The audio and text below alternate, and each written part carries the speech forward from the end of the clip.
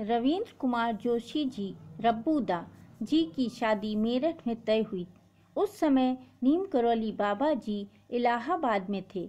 नीम करौली बाबा जी ने रब्बूदा के पिता से कहा, तुम सब ट्रेन से आना।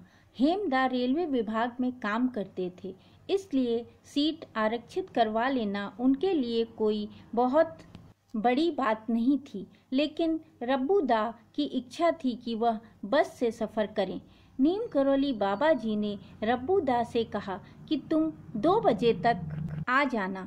हेमदा नीम करौली बाबा जी की कही हुई बात को टाल गए और बाबा जी के दोनों आदेशों का पालन भी नहीं किया।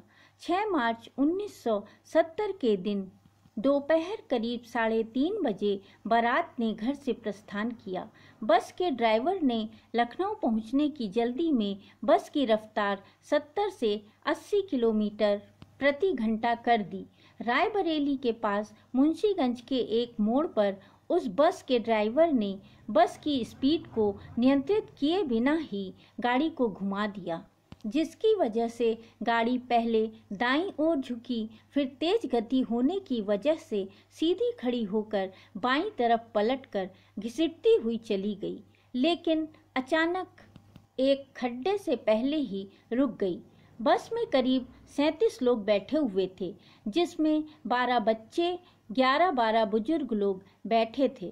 फिर बस की खिड़की का शीशा तोड़ कर सबको गाड़ी से बाहर निकाला गया।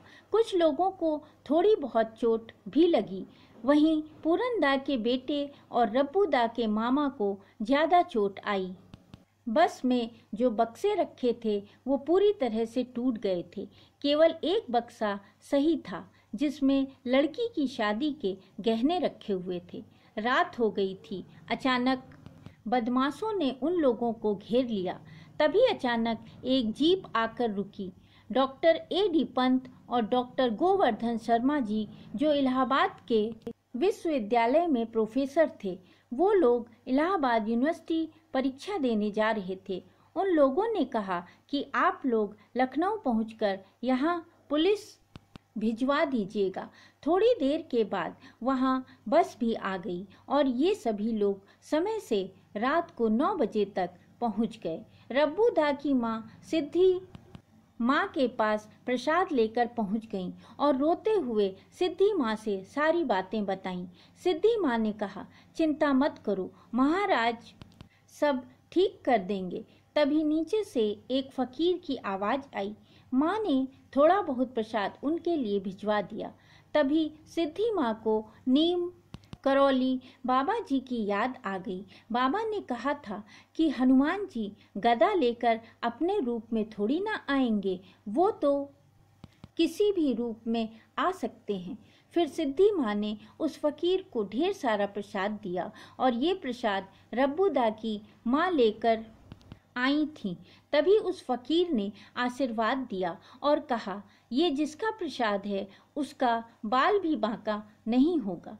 दूसरे ही दिन नीम करौली बाबा जी रब्बूदा की माँ के पास गए और कहा, सब ठीक है, हम देख कर आए हैं, वो सब अब गाड़ी से जाएंगे।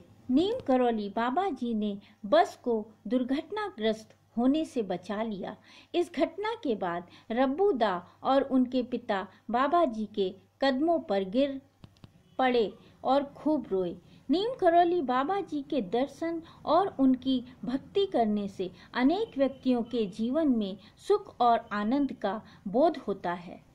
बाबा के भक्त AS चैनल को लाइक करें, शेयर करें और सब्सक्राइब करना ना भूलें।